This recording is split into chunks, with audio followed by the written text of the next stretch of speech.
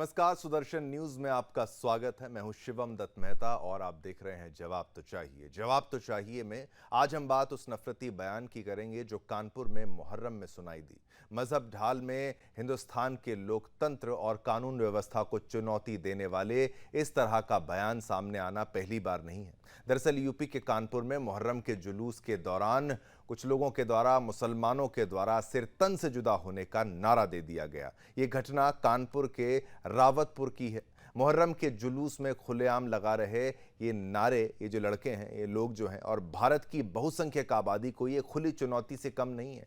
मजहबी उत्पात का ये संक्रमण पहली बार नहीं देखा गया। साल 2022 में देश ने इस तरह की नफरती सोच का परिणाम देखा है जब राजस्थान के उदयपुर में टेलर कन्हैया लाल की हत्या कर दी गई थी। अब एक बार फिर से नफरती और जिहादी सोच से समाज को चुनौती दी जा रही है। वीडियो वायरल होने के बाद उत्तर प्रदेश सरकार ने एक्शन लेते हुए 40 से ज्यादा अज्ञात लोगों पर केस दर्ज कर कार्रवाई शुरू कर दी है। आज हमने अपने प्रोग्राम में चर्चा का विषय बनाया है कि आखिर इन भड़काऊ भाषा बोल रहे इन मुसलमानों को किसका सर तन से जुदा करने का प्लान है, किसका सर तन से जुदा ये करना चाहते हैं। सवाल ये हमारे हैं, क्या जानबूझकर नफरती भाषण दिया जा रहा है? ये भी एक सवाल है कि क्या इसे जानबूझकर ऐसा किया जा रहा है। और आपको पता है पुलिस के बीच में, पुलिस वहां पर मौजूद थी, मंदिर सामने था, फिर भी जानबूझकर इस भाषण का उपयोग किया गया, इस बयान को दिया गया। और अंत में सवाल ये कि क्या देश के सिस्टम को चुनौती देने का ये नया ट्रेंड है। इसी पर हमारी स्पेशल रिपोर्ट भी देखिए और फिर जाएंगे अपने गेस्ट के पास और चर्चा को आगे बढ़ाएंगे। हिंदुस्तान के लोकतंत्र और कानून व्यवस्था को चुनौती देता है, सिस्टम के साथ खेलने का नारा लगाता है। यूपी के कानपुर में मुहर्रम के जुलूस में शामिल जिहादियों ने एक बार फिर सिर तन से जुदा होने का नारा लगाया है। वहीं कुछ पुलिसकर्मी भीड़ के पीछे खड़े होकर हाथों में हाथ बांधे नफरती भाषणों को ऐसे सुन रहे हैं मानो मंच से खुद गौतम बुद्ध शांति का संदेश दे रहे हैं। खुल्लम खुल्ला सिर तन से जुदा करने की धमकी देती ये भीड़ मुहर्रम के जुलूस की है। वीडियो में नारे की आवाज स्पष्ट रूप से सुनाई दे रही है। वीडियो वायरल होने के बाद उत्तर प्रदेश सरकार ने एक्शन लिया। कानपुर पुलिस ने वीडियो पर संज्ञान लेते हुए 40 अज्ञात लोगों पर एफआईआर दर्ज की। विगत दिनों सोशल मीडिया पर के माध्यम से एक वीडियो क्लिप प्राप्त हुआ था जो 16-17 जुलाई की मध्य रात्रि में निकलने वाली मुहर्रम के जुलूस से संबंधित था। इसमें कुछ व्यक्तियों के द्वारा आपत्तिजनक नारे लगाए जा रहे थे। इस वीडियो क्लिप के प्राप्त हो जाने के बाद इसका परीक्षण किया गया। परीक्षण के उपरांत इसमें भारतीय न्याय संहिता और आईटी एक्ट के सुसंगत धाराओं में जो आयोजक हैं और जो 40-50 अज्ञात व्यक्ति हैं उनके विरुद्ध अभियोग पंजीकृत किया गया है और इसमें जो विधिक कार्रवाई है पुलिस के द्वारा की जा रही है। कानपुर के रावतपुर में अलम का जुलूस निकाला गया। मुहर्रम के जुलूस में खुलेआम लग रहे नारे भारत की बहुसंख्यक आबादी को खुली चुनौती है। अल्पसंख्यक होने का विक्टिम कार्ड खेलने वालों की बढ़ती ताकत का इस मजहबी उत्पात का संक्रमण पहली बार नहीं फैलाने की कोशिश की गई है। साल 2022 में इसके रिएक्शन देखे जा चुके हैं जब राजस्थान के उदयपुर में टेलर कन्हैया लाल की हत्या कर दी गई। अब एक बार फिर से नफरती भाषण से समाज को चुनौती दी जा रही है जिस पर सख्त एक्शन की जरूरत है। Bureau report, Sudarshan news. चलिए, कुछ ही पलों में आपके टीवी स्क्रीन पर वो मेहमान भी आएंगे जिनके साथ हम इस चर्चा को आगे बढ़ाएंगे। लेकिन ये जो ट्रेंड चल रहा है, इसे हर बार तो नहीं सुना जाता, लेकिन अब ये बार बार जब ये आने लगा और फिर इसको जस्टिफाई भी करने का प्रयास जब किया जा रहा है कि नहीं, ये केवल एक मजहबी नारा है, इससे किसी को भड़काने का प्रयास नहीं है, वो नहीं है, फलाना नहीं है। लेकिन आप ये सोचिए कि इतनी ज़्यादा संख्या बल में अगर लोग एक साथ आएँ और सर तन से जुदा की बात कहने लगें तो इसको भड़काऊ भाषण ना कहा जाए, इसको हेट स्पीच ना कहा जाए तो इसको क्या कहा जाए। और यही तो सवाल है कि भाई आप अगर अपने मज़हब के जो जुलूस है उसको निकालते हैं, मुहर्रम जो आपका है उसको आप मनाते हैं, उसकी आपको आज़ादी है, लेकिन इस तरीके की नारेबाजी का प्रोत्साहन कहाँ से आता है। और वो जो युवा वहाँ पर खड़े हैं, क्योंकि जो इसमें आरोपी भी था वो कह रहा था लड़कों के द्वारा भूल चूक से दौरान उनके द्वारा ये नारा लगा दिया गया, लेकिन इसको इतना बड़ा मुद्दा नहीं बनाया जाना चाहिए जितना इसको बनाया जा रहा है। तमाम दलीलें अपनी तरफ से दी जा रही हैं। जो ताजिया जिस तरीके से जो परिवार लेकर जाता था उनके तरफ से भी ये एक ही एक्सक्यूज़ दिया जा रहा है कि ये मजहबी नारा ही है, इसको इस तरीके से ना देखें किसी को अटैक करते हुए। मैं चाहूँगा हमारे गेस्ट जो हैं कुछ ही पलों में टीवी स्क्रीन पर आएंगे। स्वागत करता हूं मैं अधिवक्ता विजय शर्मा जी का, भाजपा के प्रवक्ता। आपका धन्यवाद, आपने समय निकाला, आपसे चर्चा करनी है। Doctor H S. रावत जी हिंदू धर्म गुरु हैं, आप भी हमारे साथ हैं, आपसे भी चर्चा करनी है, जानना है इस बयान के बारे में। और हाजी नाजिम जी खासतौर पर मुस्लिम स्कॉलर, आपका भी धन्यवाद, आप भी आए। और इस पूरे मुद्दे के लिए आपसे भी महत्वपूर्ण तो यही है कि आपसे ही ये प्रश्न जो है शुरुआत की जाए। अब मैं सभी से अनुरोध करूंगा कि अपने ऑडियो को प्लीज़ अनम्यूट कर लीजिए ताकि कोई बाधा ना आए डिबेट के दौरान, आपका ऑडियो साफ तौर पर हमारे दर्शक जो है वो सुन पाएं। हाजी नाजिम जी, इस तरीके के नारे को लगाने की पहली बात तो वहां पर आवश्यकता क्या थी? सर तन से जुदा की बात अगर उन्होंने कह दी तो किसका सर तन से जुदा कर दिया जाएगा? ये किसको प्रोत्साहन दे रहे हैं? वहां पर युवाओं को, लड़कों को क्या प्रोत्साहन देने का प्रयास किया जा रहा था? गुस्ताखे जो नारा होता है पूरा एंड में, सर तन से जुदा बोला जाता है। आवाज आ रही है आपको? हाँ, आवाज आ रही। हाँ, शिवम भाई देखिए, हम सबसे पहले तो मैं ये कहना चाहता हूँ कि हम संवैधानिक लोग हैं। हम संविधान को मानने वाले, भारत की सिर्फ एक ही धार्मिक पुस्तक है जिसका नाम संविधान है। तो हम सभी लोगों को संविधान का पालन करना चाहिए। हम में आप सबको जोड़ रहे हैं? हम माने आप, हम या हम या सब? हम देखिए, हम सब। अच्छा, फिर शिवम भाई और हाजी नाजिम में कोई फर्क नहीं है, दोनों का ब्लड एक ही है। हाँ, तो इसमें कोई फर्क नहीं है। हाँ, अब आगे की बात मैं करता हूँ। देखिए, जिस तरीके से आप कह रहे हैं कि गुस्ताख के रसूल के बारे में कहा कि सर तन से जुदा के नारे लगाए गए थे, कि मैं ये कहता हूँ कि जो भी देश के अंदर इस तरीके के नारे लगाए कि सर तन से जुदा, या ये कहे कि इस देश में कहना होगा तो जय श्री राम कहना होगा, ये बिल्कुल गलत है। वो कहाँ से जोड़ दिया आपने? वो ये सुन तो लीजिए शिवम भाई, मैं तो वही कह रहा हूँ, दोनों आप तो नैरेटिव सेट कर देंगे ना। मैंने कहा कि किसी ने ये तो नहीं कहा ना देश में रहना होगा तो जय श्री राम कहना होगा, नहीं तो आपकी गर्दन उतार दी जाएगी, ऐसा तो किसी ने नहीं कहा। सर तन से जुदा से तो कंपेयर मत करिए। हाँ, आप बोलिए। शिवम भाई, हाँ मैं वही आता हूँ। देखिए, मैंने कहा कि चाहे मुल्क के अंदर चाहे कोई सर तन से जुदा वाले नारे देता हो, या कोई ये कहता हो कि इस मुल्क में रहना होगा, जय श्री राम कहना होगा, तो देखिए बिल्कुल गलत है। ये मुल्क हम सभी का है और जो कोई भी मानवता को नुकसान पहुंचाए उसके खिलाफ एक्शन होना चाहिए। लेकिन मुझे जब बड़ा अफसोस होता है जब अखलाक को जय श्री राम का नारा लगाकर मॉब लिंचिंग कर दी जाती है, जुनैद नासिर को एक धार्मिक नारा लगाकर बुलेरो को अंदर जिंदा जला दिया जाता है, तबरेज अंसारी को चोरी के इल्जाम में मारकर खत्म कर दिया जाता है, तो मुझे बड़ा दुख होता है। और वही एक ट्रेन के अंदर एक वर्दी वाला अगर ये कहता है कि आपको इस मुल्क के अंदर रहना तो मुल्क के वजीर आजम का और सूबेदार का नाम लेना होगा, तो इस तरीके की बात मुल्क के अंदर हो रही है, तो ये नफरत का माहौल पैदा हो रहा। तो मैं ये कहता हूँ कि ये मुल्क सभी का है, इस मुल्क की कोई भी फिजा खराब ना करे, क्योंकि अगर जो कोई भी फिजा खराब करता है तो हमारे केंद्र सरकार का दायित्व बनता है कि उनके खिलाफ सख्त से सख्त एक्शन ले। लेकिन जब बात आती है कि एक समुदाय के लिए, तो मैं कहता हूँ कि उस समुदाय को टारगेट ना किया जाए। हाजी नाजिम जी, नहीं, मैं बिल्कुल आप कह रहे हैं देश संविधान से चलेगा, आपको बुरा भी लगता है भाई किसी की हत्या होती है, बिल्कुल आपका अधिकार है, देश संविधान से चलेगा, संविधान में अधिकार है, कोर्ट है, कचहरी है। लेकिन जब वो सवाल पूछे गए तो कहते हैं कि ये हमारा मजहबी नारा है, ये यजीद के खिलाफ लगाया गया था। चलिए ये समझा दीजिए ना कि ये नारा कि भाई दूसरे मजहब को टारगेट करके नहीं, यजीद के खिलाफ है। क्या है, क्या स्टोरी है? देखिए, मैं बताता हूँ। मैंने शुरुआत ये कही थी कि ये मुल्क संविधान से चलता है, तो जाहिर सी बात है हमारे मुल्क के अंदर संविधान है। लेकिन जिस तरीके से वहाँ नारे की बात हुई है, तो ये करबला की बात है जो इराक के अंदर है, वहाँ शरीयत कानून है, लेकिन हमारे मुल्क के अंदर संविधान है। तो मैं बार बार वही कहता हूँ शिवम भाई, इस मुल्क को संविधान से चलने दीजिए और इंशाअल्लाह ये मुल्क संविधान से चलेगा। लेकिन जो कोई भी अगर इस तरीके का बयान देता है, ये कहता है कि भी इस मुल्क के अंदर रहना तो जय श्री राम कहना होगा, या सर तन से जुदा वाले नारे लगाता तो उनके खिलाफ कंपैरिजन का भी रेंज है ना। कि देखिए, मैं इसलिए कह रहा हूँ हाजी नाजिम जी, आपका फर्ज इसलिए बनता है कि सर तन से जुदा में कन्हैया लाल जैसे व्यक्ति की हत्या भी कर दी गई।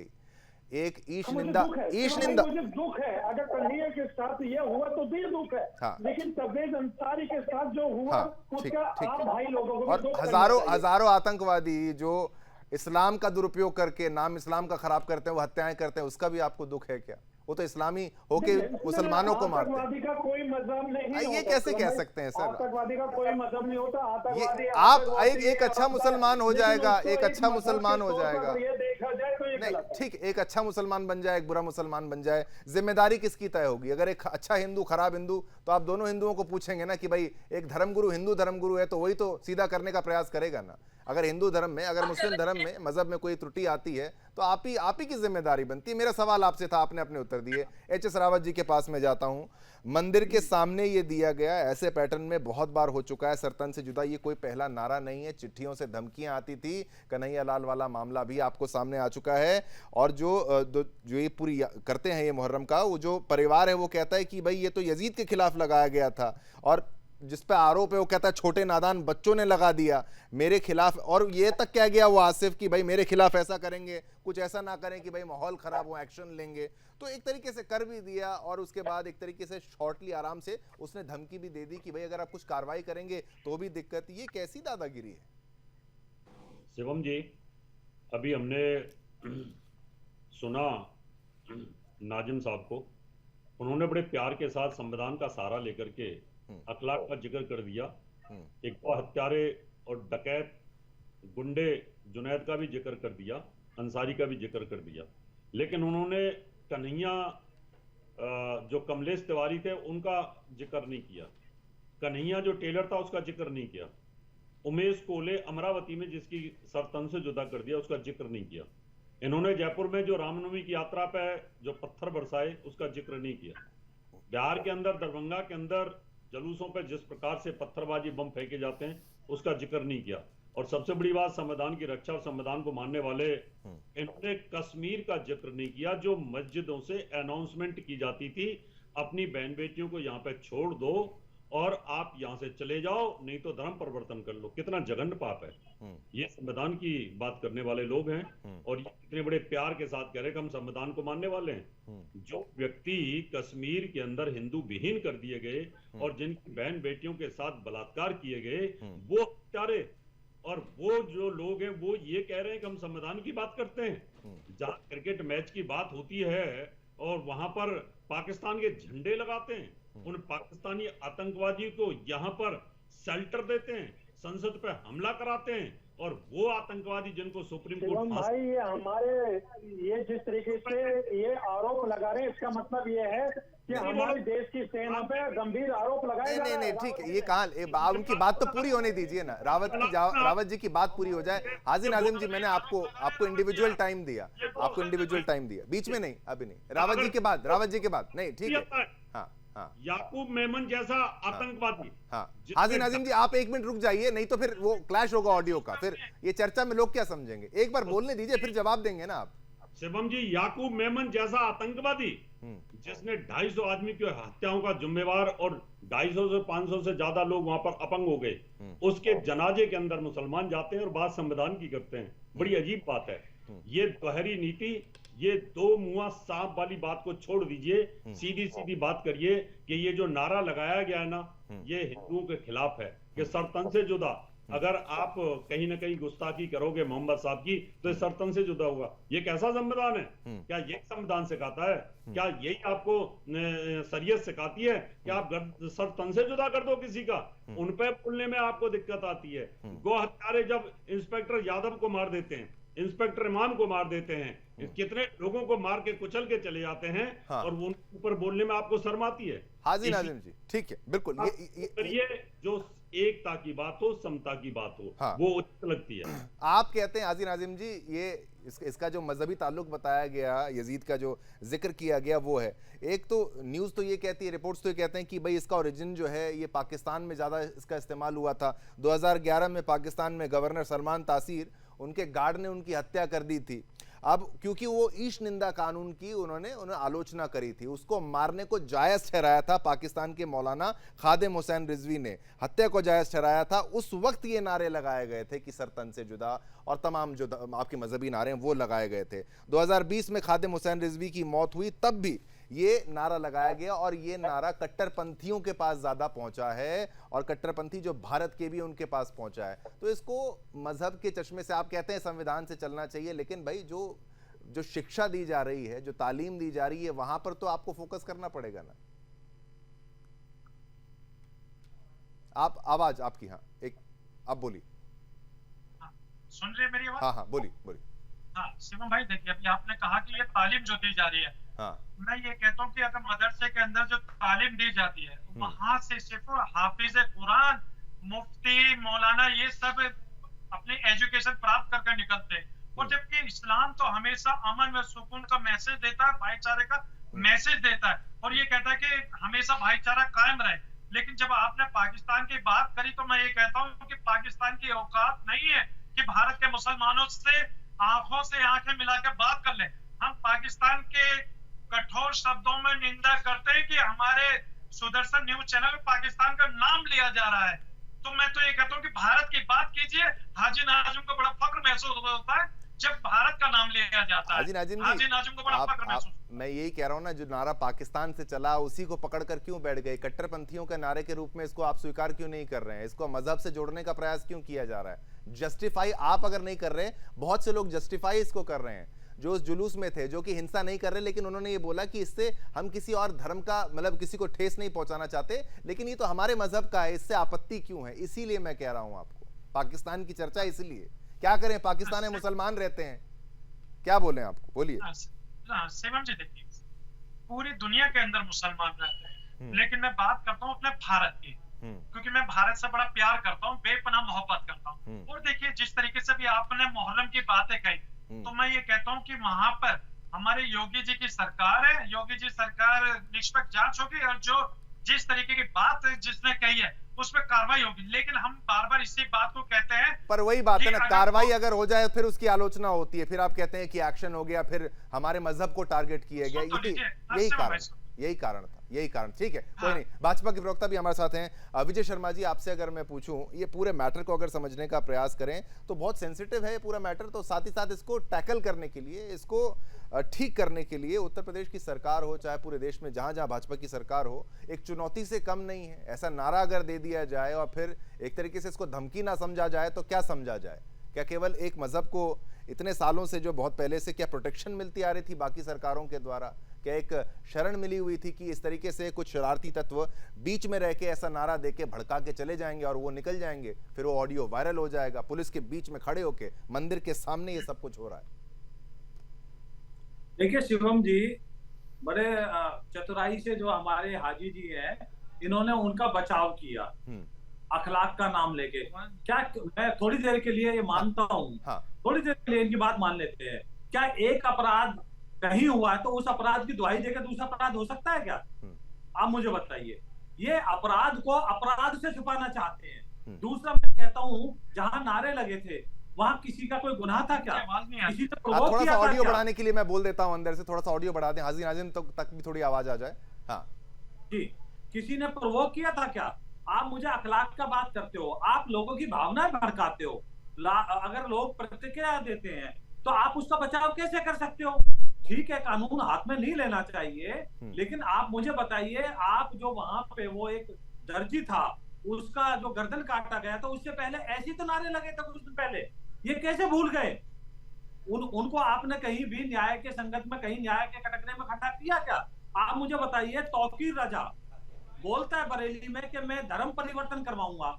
इस्लाम में कहां लिखा हुआ? अभी तो आप इस्लाम को बता रहे हो कि शांति का है, तो मैं भी आपकी बात मानता हूं, तो आप बताइए, ये दंगे भड़काने की साजिश नहीं है क्या? तौकीर रजा जी कहते हैं मैं सरेआम हिंदुओं का जो है धर्म परिवर्तन कराऊंगा मुस्लिम धर्म में। ये कौन से मौलवी है भाई? ये कौन से मौलाना है? कहाँ के मौलाना है ये? आप मुझे बताइए। आप मुझे बताइए, सारे आतंकवादी मुसलमान ही क्यों मिलते हैं? आप बता दीजिए मुझे। हिंदू क्यों नहीं मिलते हैं? सारे बॉम्ब ब्लास्ट में इनका ही नाम क्यों आता है? चाहे कांग्रेस की सरकार हो, चाहे जनता दल की सरकार हो, चाहे बीजेपी की सरकार हो, चाहे आसाम हो, चाहे बंगाल हो, चाहे दिल्ली हो, चाहे कश्मीर हो, तो आप मुझे बता दीजिए, एक जगह झूठ हो सकता है, एक अफसर गलत हो सकता है, क्या देश की इसकी सारी सरकार, चाहे अमेरिका हो, चाहे इंग्लैंड हो, चाहे जर्मनी हो, चाहे फ्रांस हो, तो ये कट्टरता जो फैला दी गई है, ये जो कथित तौर पे जो मौलवी बनते हैं, जो इस्लाम को बदनाम करने का काम कर रहे हैं, तो हाजी जी इनके पर लगाम लगाइए। ये कट्टरता जो है ना देश के लिए ठीक है, ना कौम के लिए ठीक है, ना विकास के लिए ठीक है। ये कट्टरता जो है ना, आप देख रहे हैं पाकिस्तान में क्या हाल है, रोटी खाने के लिए मोहताज हो गए वो, क्योंकि वहां पे क्या है, वहां पे आपने देखा हो गवर्नर का हत्या हो जाती है भाई, ये ईशनंदा के चक्कर में। वहां पे किस तरह से हिंदुओं का कत्लेआम हो रहा है, 14-14 साल की बच्चियों को उठाया जा रहा है। बांग्लादेश में आप देख सकते हो, अफगानिस्तान में मात्र कुछ 100 हमारे सिख भाई थे, कैसे गुरु ग्रंथ साहब को वहां से लाना पड़ा। तो ये क्या है, अब मुझे बताइए, इराक में क्या है, ईरान में क्या है, लीबिया में क्या है, यमन में क्या है, सीरिया में क्या है, तो ऐसा क्या है, वहां तो हिंदू नहीं है। तो आप मुझे बताइए, अगर वहां किसी ने नारे लगाए तो वहां नारे, एक बार बताइए आप मुझे, भारत माता की जय को नहीं बोली वहां किसी ने, वंदे भारत क्यों नहीं बोला, आप मुझे बताइए। ठीक है, ये आपने जो बातें कही उसका जवाब ले लेते हैं, हाजी नाजिम को मौका देते हैं। ठीक है, आपने सारी बातें इनकी सुनी हाजी नाजिम जी, वो कहते हैं कि भाई क्यों आतंकवादी, क्या आपको क्यों है, क्या आपको हिंदू आतंकवादी या खबरें आती हैं, कोई ऐसे बड़े बड़े संगठन आपने देखे हो कहीं पर? हाँ देखिए शिवम भाई, जिस तरीके से अभी बीजेपी के प्रवक्ता ने कहा कि आतंकवादी मुस्लिम ही क्यों होते, तो मैं इन्हें बता दूं, मालेगांव ब्लास्ट में तो उसका आतंकवादी कौन था? मालेगांव तो याद होगा ना आपको, जब ब्लास्ट हुआ था। और दूसरी बात मैं बड़ी इंपॉर्टेंट कहता हूँ, जो आजाद मुल्क में महात्मा गांधी की हत्या करने वाला कौन था? क्या वो आतंकवादी नहीं था? तो हाँ, तीसरी बात है, मैं ये कहता हूँ कि ये देश संविधान से चलता है, और जिस तरीके की बात शिवम जी देश के अंदर हो रही है, तो मैं बार बार ये कह रहा हूँ कि हमारे अपने कानून पर हम लोगों को सबको यह विश्वास करना चाहिए, क्योंकि अगर कोई भी मुल्क की फिजाएं खराब करने की कोशिश करता है, उसके खिलाफ एक्शन होना चाहिए। लेकिन एक समुदाय को लेकर बार बार अगर ये कहे जाएगा कि भी यही कह रहे हैं, तो ये बड़ी शर्मनाक बात है। तो मैं ये कहता हूँ कि अभी जल्दी के अंदर 4 जून के बाद कितनी मॉब लिंचिंग भारत के अंदर हुई है, आपको आंकड़ा पता है? 10 से भी प्लस ज्यादा मॉब लिंचिंग हो चुकी है, जिन्होंने मुल्क के फिजा को खराब करने की कोशिश करी है, हिंदू मुस्लिम भाईचारे को खत्म करने की कोशिश करी है। उन मॉब लिंचिंगों में सिर्फ और सिर्फ मुसलमानों की मॉब लिंचिंग हुई है। तो मॉब लिंचिंग करने वाली आतंकी भीड़ कौन थी, उसका मैं नाम बताऊंगा तो मुझे बड़ा शर्म से महसूस होगी, क्योंकि वो जो आतंकवादी भीड़ है वो किसी समुदाय से ताल्लुकात नहीं रखती, क्योंकि वो सिर्फ और सिर्फ आतंकवादी भीड़ है। और देखिए, फिर एक इंपॉर्टेंट बात और कहता हूँ शिवम जी, मैं इस मुल्क की फिजाओं को खराब करने वालों के खिलाफ एक्शन होना चाहिए, चाहे वो किसी भी समुदाय से ताल्लुक रखता हो, चाहे वो हिंदू समाज से हो या मुस्लिम समाज से हो, तो उसके खिलाफ एक्शन होना चाहिए। क्योंकि हम लोग गंगा जमनी तहजीब वाले हैं, हम चाहते हैं कि हिंदू मुस्लिम भाईचारा हमेशा कायम रहे। अभी शिवम जी देखिए, धार्मिक कावड़ यात्राएं निकल रही है, हाजी नाजिम ने अपने कावड़ यात्रा भाइयों के खिदमत में फल वितरित करने के लिए अपने पैसे दिया है कावड़ भाइयों के लिए। तो अब ये बता दीजिए, कावड़ भाइयों की जब खिदमत हाजिम नाजिम कर रहा है, तो ये कितना बड़ा मैसेज है। लेकिन फिर भी हम लोगों को अपनी आइडेंटिटी अगर साबित करनी पड़े कि भी हाजी नाजिम खान मैं भारतीय मुस्लिम हूँ, तो ये बड़ा देश का दुर्भाग्य है। ठीक है, लेकिन हम सरकार की आइडेंटिटी आपको साबित नहीं करनी पड़ेगी, उसकी बात ही नहीं है, बात ही सारी सरतन से जुदा है। आइडेंटिटी क्या, आप मुसलमान हो, आपका मजहब है, उस पर कोई आपत्ति थोड़ी ना है। ठीक है, विजय शर्मा जी कुछ कहना चाहते हैं, आपका काउंटर लीजिए। मैं जरा इन हाजी जी की बात का जवाब देना चाहता हूँ। कौन से भाईचारे की बात कर रहे हैं, किसका भाईचारा, कहाँ का भाईचारा? कश्मीर में आप देख लीजिए, जहाँ उनके वजीर आजम ने क्या कहा था अंदर, अभी आपने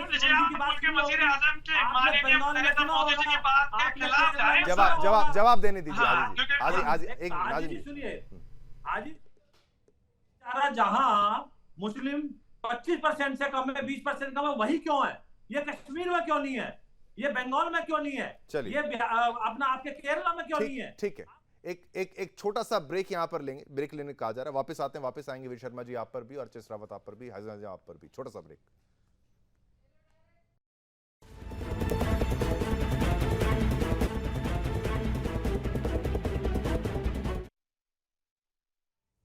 चलिए, ब्रेक के बाद पुनः आपका स्वागत है। इस चर्चा को आगे बढ़ाते हैं। आपके टीवी स्क्रीन पर जो गेस्ट आएंगे उन पर वापस चलते हैं। अधिवक्ता विजय शर्मा, भाजपा के प्रवक्ता, जो अपनी बात कह रहे थे, उन्हीं पर चलते हैं वापस चल के, कि कंटिन्यू करें। विजय शर्मा जी, आप अपनी बात कह रहे थे, आप अपनी बात को कंटिन्यू करिए। ठीक है जी, तो मैं शिवम जी यही कह रहा था कि जहां इनकी आबादी 30% 35% हो जाती है, आपने मुजफ्फरनगर में देखा होगा, सहारनपुर में देखा होगा, कैराना में देखा होगा, यह मकान बिका हुआ है। आपने कहीं देखा है जहां 100 घर हिंदुओं का होंगे, एक मुसलमान का होगा, उनको इतने प्यार से रखते हैं? तो मैं ये हाजी जी से पूछना चाहता हूँ, ऐसा क्या कारण है? जिस देश में आप रहते हो वहां दंगे, जिस गली में रहते हो वहां दंगे, जिस शहर में रहते हो वहां दंगे। तो ये क्या है भाई? जिस प्रदेश में आपकी आबादी ज्यादा है वहां दंगे। तो ऐसा क्या है, ऐसी कट्टरता क्यों ये जो मौलवी और मौलाना है क्यों फैलाते हैं? आप उनको समझाने का काम क्यों नहीं करते हो? आप अगर कोई बात होती है तो आप संविधान ले आते हो। संविधान कहने से सुनने से नहीं होता, संविधान को अपनाने से होता है। आपने देखा होगा, अभी आप संविधान की बात कर रहे हो, अगर आपसे कहते हैं वंदे भारत बोलिए, वंदे मातरम बोलिए, तो आप कहते हो नहीं जी हमारे तो उसमें नहीं लिखा हुआ। हम आपसे कहते हैं भारत माता की जय बोलिए, नहीं जी। तो फिर आप मुझे बताइए, कल को सजा मिलती है तो फिर आप इस्लामिक तरीके से क्यों सजा नहीं लेते हो? अगर चोरी करते हुए हाथ कटवाइए, अगर आपके इस्लाम में नहीं है तो आप डबल स्टैंडर्ड की बात मत कीजिए, पिक एंड चूज मत कीजिए। और ये बात ठीक है, चलिए हाजी नाज़िम जी थोड़ी देर ऑफलाइन हो गए हैं, अब किस कारण हुए हैं वो जाने, लेकिन एच.एस. रावत जी मैं आपसे ये प्रश्न पूछूं कि भाई ऑडियो पे हैं हाजी नाज़िम जी, आप आवाज सुन पा रहे हैं?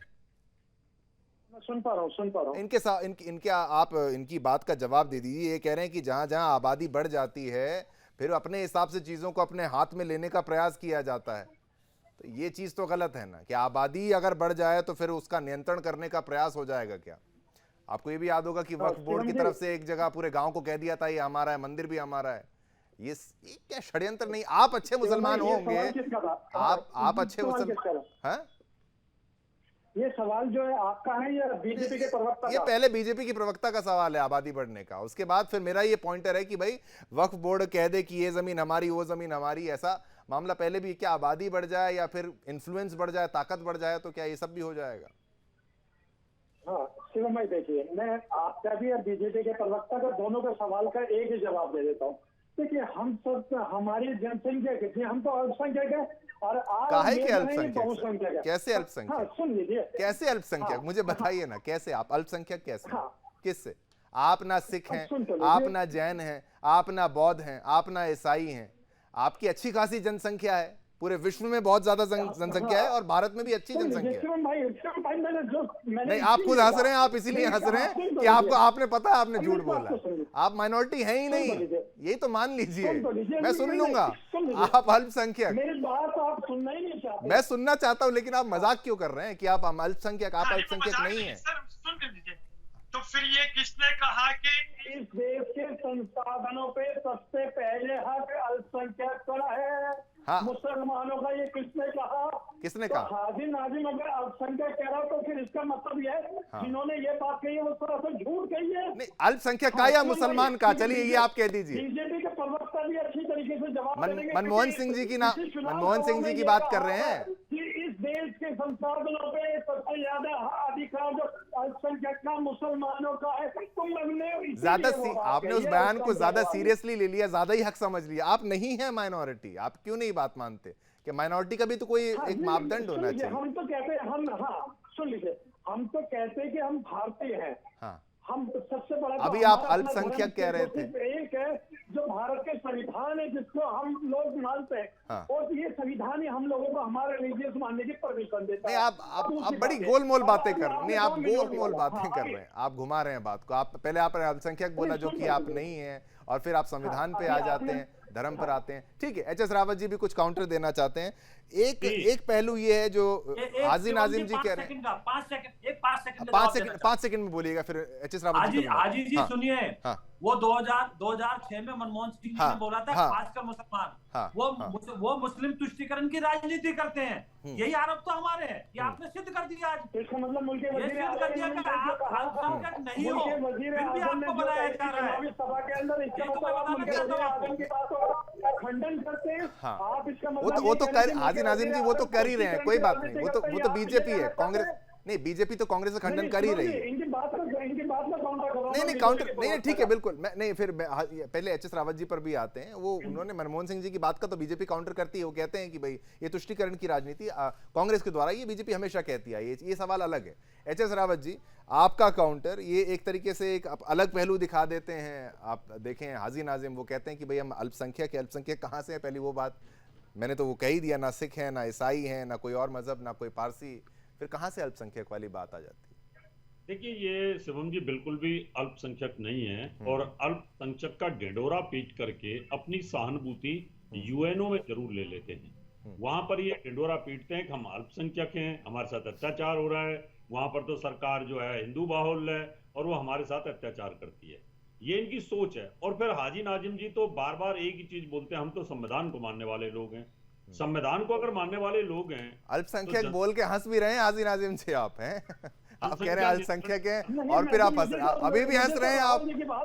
अरे नहीं, आप अल्पसंख्यक बोल के ही हंस रहे हैं। हाँ बोलिए बोलिए, एच.एस. रावत जी आप कंप्लीट करिए फिर। हाँ तो संविधान में अगर जनसंख्या नियंत्रण की बात आती है तो आप शरिया की दुहाई देने शुरू कर देते हैं। हमारी तो शरीयत जो है हम उसको मानेंगे। अल्लाह की देन है, जितने मर्जी बच्चे पैदा करो वही पेट भरेगा। अरे समझाओ ना उन लोगों को, कट्टरपंथियों को, कि क्यों ये अल्लाह की देन बोलते हो जब संविधान को मानते हो। आप लोग हाजी नाजिम संविधान को मानते हैं तो क्यों नहीं। रावत जी सुन लीजिए, आपके बात का काउंटर करूंगा। सुन लीजिए, अभी आपने कहा कि उन्हें समझाइए, तो मैं आपसे ये कहना चाहता हूँ, आप बता दीजिए ना आज के टाइम में किस मुस्लिम समाज के ज्यादा बच्चे, मुस्लिम की तादाद कितनी है, आप हिंदू भाइयों की तादाद कितनी है? आज के क्वेश्चन झूठ का प्रोपेगेंडा लेकर बैठे, ये बंद चाहिए मुसलमानों के खिलाफ। मैं ये कहता हूँ कि आज का मुसलमान पढ़ा लिखा है, वो जमाने के जिसमें आपके बुजुर्गों के भी 10 बच्चे हुआ करते थे। नहीं हुआ करते थे ना, हुआ करते थे, अब नहीं। तो सरकार कानून बनाना चाहती है, उस कानून का पालन करना चाहिए। फिर क्यों क्रोध करने लग जाता है एक साल तक? फिर क्यों आप दिल्ली में आग करनी पड़ जाती है आपको? तो इसलिए चलिए नहीं ठीक, हाजी नाजिम जी, हाँ नहीं उनकी बात तो पूरी होने, आप दे नहीं रहे, एक बार बात तो पूरी होने दीजिए हाजी नाजिम जी। मुस्लिम जनसंख्या सही है, बता दीजिए। नहीं ठीक है हाजी नाजिम जी, उनकी बात तो पूरी होने दीजिए। नहीं आप संविधान कर रहे हैं, रुक जाइए ना, पहले उनकी बात तो हो जाए, फिर मैं ये कहूंगा कि भाई क्या आप संविधान से चलाना चाहते हैं तो फिर वो एक ही लॉ होना चाहिए, फिर कोई मुस्लिम पर्सनल लॉ बोर्ड अलग कुछ नहीं होना चाहिए, एक ही लॉ पे चलें, वो ज्यादा बेहतर क्यों ना हो जाए। यूसीसी सीए, उस पर भी फिर क्या स्वागत करेंगे आप? हाँ शिवम भाई, देखिए जिस तरीके से भी संविधान की बात करें तो हाजी नाजिम को बहुत खातिर महसूस होता है कि जब संविधान का नाम लिया जाता है। और आपने ये कहा कि भी आप अपने शरिया की बात करते, तो मैं एक बात बता दूं, भारत की सिर्फ एक ही धार्मिक पुस्तक है जिसका नाम संविधान है। और उसके साथ मैं ये कहना चाहता हूँ कि आर्टिकल 25 मेरे रिलीजियस के आपके लिए, फिर आप देखिए हाजी नाजिम जी, आपके लिए संविधान, आपके लिए संविधान ही तो परमिशन दे रहा है। हाँ नहीं आप कह रहे हैं आपके लिए संविधान आपकी मजहब से ऊपर है, संविधान आपके लिए आपके मजहब से या उसकी तालीम से ऊपर है आपके लिए संविधान। मैंने कहा कि सुन लीजिए, ये मुल्क जो है संविधान से चलता है, संविधान सर्वोपरि है, संविधान ये मेरे रिलीजन की परमिशन देता है। तो मैं बार-बार ये तो करूं, संविधान ही परमिशन दे रहा। आर्टिकल 25 में पूरी तरीके से बताया गया कि भी हम अपने धर्म के बारे में किस तरीके से रहे, खाए पिए कैसे रहे, ये परमिशन देता। और उसी तरीके से मैं कहता हूँ सर, हम इस मुल्क के अंदर हमेशा ये चाहते हैं कि हर कोई संविधान का पालन करे, हाजी नाजिम की तरह कोई संविधान के खिलाफ बात ना करे। एच.एस.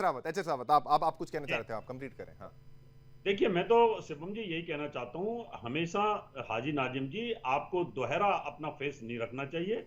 आपके अंदर कुछ और है, बाहर कुछ और होता है। इसलिए संविधान की जब दुहाई देते हो तो संविधान की बातों को मानिए। सरकार संविधान में कोई अमेंडमेंट लाना चाहती है, देश की उन्नति के लिए लाना चाहती है, जनसंख्या नियंत्रण करना चाहती है। इस समय भारत देश किस तरीके से सीने चीर के दिखा दो कि मैं जिस तरीके से बजरंग बली के दिल में राम जी सीता जी थे, तो मैं कैसे अपना सीना चीर के आपको दिखा दूं कि मेरे दिल में संविधान है, मैं कैसे आपको बता दूं। हाँ ठीक है, नहीं कोई सीना वीना मत चीरिए ना देखिए, ना सर तन से जुदा की आवश्यकता है, ना सीना चीरने की। मैं आप कह रहा हूँ अल्पसंख्यक, आपने कह के फिर आप हंस भी गए, अल्पसंख्यक नहीं है वो तभी तो कह रहे हैं कि आप दो अलग अलग बातें कर रहे हैं। अधिवक्ता विजय शर्मा जी, आपका काउंटर, आप भी कुछ कहना चाहते हैं, कंप्लीट करते हैं इसको। देखिए, जहाँ बच्चे पैदा करने वाली बात हुई थी, आप मुझे बताइए, दो तरह से होते हैं, एक होते हैं अज्ञानता और निर्धनता में, और एक जानबूझ के धर्म के आधार पे। आप जो बच्चे पैदा करते हो धर्म के आधार पे करते हो, तो जब आप संविधान को मानते हो तो धर्म के आधार पे क्यों करते हो? फिर आप संविधान को पूरी तरीके से मानिए। तो इसलिए नहीं, देखिए सुनिए, आप जिनके साथ तुलना कर रहे थे ना, वहाँ अज्ञानता है, निर्धनता है, तो वहाँ ज्ञान के बगैर ये सब चीजें, आपके यहाँ ज्ञान होने के बावजूद आप जो है, क्योंकि आपके धर्म में लिखा है, आपका धर्म बोलता है, ये आप गुहारी देके और बच्चे ज्यादा पैदा करने की बात बोलते हो, तो इसलिए ये गलत है। आज आप अगर संविधान को मानते हो तो पूरी तरीके से मानिए, पिक एंड चूज मत कीजिए कि संविधान, अगर आपको बचना है तो संविधान, अगर कुछ लूटना है तो संविधान, अगर किसी को फोड़ना है, सजा हो तो संविधान, और वैसे आपका इस्लाम। तो ये नहीं चलेगा भाई। आप एक ही तरह से अगर किसी देश में रहते हो तो वहां बराबरी का आपको हक मिला हुआ है, तो बराबरी के हक में रहिए। आपके लिए स्पेशल क्यों कुछ हो, क्यों स्पेशल की आप उम्मीद करते हो, क्यों आप किस तरह से किसी के घर मकानों को लूट लेते हो अगर कोई बराबर में रहता है, क्यों उनकी बहन बेटियों को आप लूट लेते हो, क्यों लव जिहाद चलाते हो आप इस तरह का, क्यों आप ये नारे लगाते हो ये कानपुर में जैसे लगते हैं। ये दो चेहरों की बात है। 10 सेकंड बिल्कुल क्लोज करना है, 10 सेकंड क्लोज करना है, बिल्कुल लास्ट कमेंट आपको। देखिए अभी जब जी इन्होंने अभी कहा तो मैं ये कहना चाहता हूँ, मुस्लिम लड़का होता है, हिंदू लड़की, आप मुझे बताइए, वहीं पर मुस्लिम लड़की होती है, हिंदू लड़का होता है, तो आप उसे घर वापसी कहते हैं। इस देश के अंदर इस तरीके के दो कानून आप नहीं, क्यों ठीक है, घर वापसी भी नहीं, मैं कहता हूं कि देखिए वो छोड़िए वो बात, मेजॉरिटी जो रिएक्शंस आते हैं वो ज्यादातर लव जिहाद का जो एंगल है वो मेजॉरिटी वही है। कोई बात नहीं, धन्यवाद करना चाहेंगे सभी ने अपना पक्ष रखा। अधिवक्ता विजय शर्मा जी, भाजपा प्रवक्ता doctor H S Rawat ji, आपका धन्यवाद। हाजी नाजिम जी, आपका भी बहुत बहुत धन्यवाद। तो पूरा मुद्दा ये था कि आखिर किसका सर तिन से जुदा करने की बात कही जा रही है, और बार बार ऐसे नारे, तो अब अगर एक्शन ना हो तो क्या हो। इसी के साथ मुझे यानी शिवम दत्त मेहता को आज्ञा दीजिए। मेरी और मेरी पूरी टीम की तरफ से आप सभी को जय हिंद।